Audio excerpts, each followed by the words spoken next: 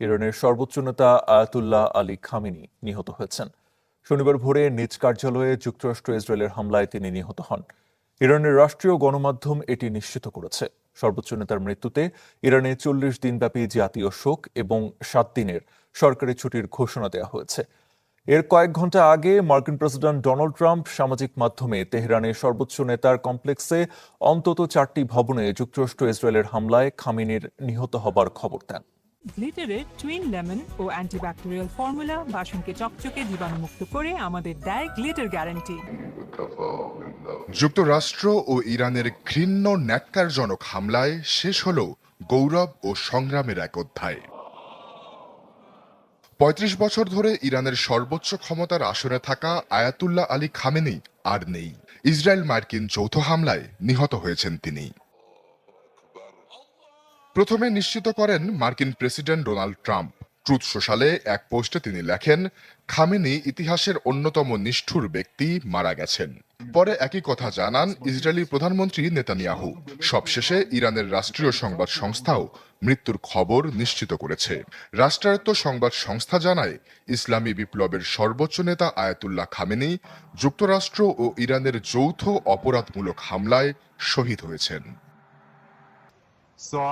তেহরানে তার কার্যালয়ে ইসরায়েলি বিমান হামলায় খামেনি নিহত হয়েছেন বলে ইসরায়েলি নিরাপত্তা কর্মকর্তারা নিশ্চিত করেছেন। ইরানি গণমাধ্যম বলছে, একই হামলায় খামেনির মেয়ে, জামাই, পুত্রবধূ ও নাতিও নিহত হয়েছেন। একজন সিনিয়র মার্কিন প্রতিরক্ষা কর্মকর্তা ফক্স নিউজকে জানিয়েছেন, খামেনির সাথে তেহরানের একটি কম্পাউন্ডে বৈঠকে থাকা 5 থেকে 10 জন শীর্ষ ইরানি নেতাও নিহত হয়েছেন। 1989 সালে ক্ষমতায় আসা খামেনি 35 বছর ধরে ইরানের বিচার বিভাগ, রাষ্ট্রীয় গণমাধ্যম এবং আইআরজিসি সহ সকল নিরাপত্তা বাহিনী নিয়ন্ত্রণ করে আসছিলেন, যা তাকে বিশ্বের সবচেয়ে প্রভাবশালী নেতায় পরিণত করেছিল। তার মৃত্যুতে কোনো স্পষ্ট উত্তরসূরি না থাকায় তাৎক্ষণিক উত্তরাধিকার সংকট শুরু হয়েছে। ইরানের সংবিধানের 111 অনুচ্ছেদ অনুযায়ী সর্বোচ্চ নেতার মৃত্যু হলে প্রেসিডেন্ট, বিচার বিভাগের প্রধান এবং গার্ডিয়ান কাউন্সিলের একজন বিচারক নিয়ে গঠিত 3 সদস্যের একটি কাউন্সিল নতুন নেতা নির্বাচন না হওয়া পর্যন্ত সাময়িকভাবে দায়িত্ব পালন করবে।